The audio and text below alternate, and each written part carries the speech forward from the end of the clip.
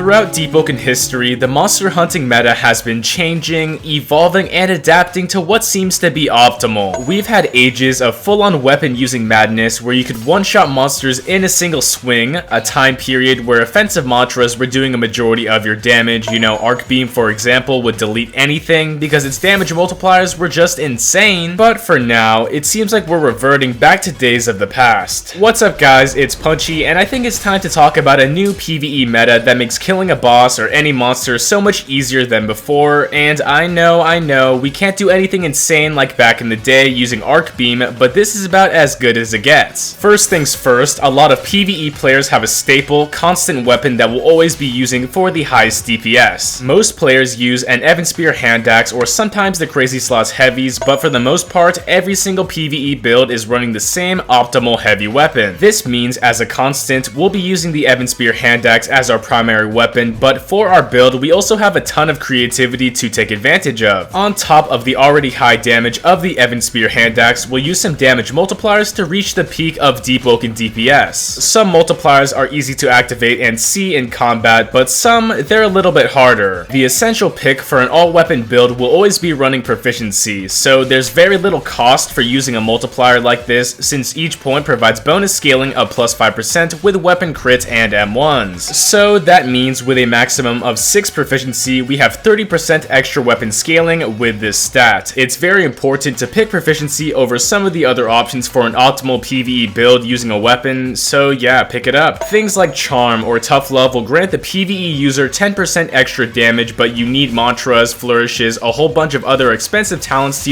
benefit off this charm. Next up, let's talk about some harder to use multipliers that players sometimes run on their heavy damage builds. Speed Demon, if you have a speed boost, you'll be dealing 30% extra damage with the bonus bleed proc. Yes, this is very good, but if you're running a weapon that already has bleed like Evan Spear, you cannot proc Speed Demon. Upon this, during monster hunting or boss fighting, you can't always have a speed boost, meaning it's a good damage multiplier, but it is not consistent. Lose Your Mind is another great example of situational multipliers that can be useful. I'm not too sure of the specifics, but you'll need to take on at least 25% insanity to get bonus buffs with this talent, and that can be good, but if you shiver at the wrong time, say goodbye to your build, and I guess building up insanity kind of takes a while. Last Resort is another damage multiplier that will add up, but you rarely see this in play. So seriously, being at 15% HP, you gain a 10% bonus, which is nice, but who wants to be one shot when there's monsters around? Like, it's good, but it's risky and hard to activate. Okay, I'm sure there's more damage multipliers I'm missing, but let's get to the point. The best possible damage multiplier in all of Deepwoken PvE is Flame Within for a few different reasons. Activating Flame Within grants the player 20% extra damage, bonus speed, and other effects if the user continues to take self-imposed burn damage. Paired up with the Charge Return talent, you gain another 20% extra physical damage while being under the flame status. In a single button press, we activate and obtain a continuous damage multiplier of 40%, which adds on top of everything I mentioned earlier. Yes, those earlier talents are good, but Flame Within is super easy to activate, and it's just better for that reason. If you're worried about taking self-damage for a few different reasons, seriously, it's not too big of a deal. So the Immolator talent reduces self-imposed burn damage, so it's kind of secondary. Flame Wisp and other bloodless moves restore HP easily, and if you have a ridiculous build like Corrupted Beam Payback, you're stealing that HP anyway, so a little burn damage won't be killing you. Another bonus that's worth mentioning, self-damage with tools like Flame Within no longer remove Chain of Perfection stacks, meaning if you don't take damage from monsters, the burn won't ruin your saved up chains, it's just that good. As a final thought, Flame Within does not scale with the Flame Charm stat, meaning it's a flat increase of your damage. If you get this talent at 25 Flame Charm or 100 Flame Charm, it still helps you with the same increase. This talent is easy to toggle, easy to obtain, and is honestly one of the best damage multipliers in the entire game. PvE players that can defend correctly and have valid healing sources will reap the benefits of the Flame Within meta, and seriously, check it out. I'm able to kill the Duke in under a minute, Chaser in about 2 to 3 cycles, and Etheron in 1 cycle every single time. So trust me, it's very good. Anyway, that's all for right now, and make sure to like and subscribe. Thanks so much for 65k, like it's seriously insane, and let's aim for 70k by the end of this year. So have a good one, and it's punchin' time.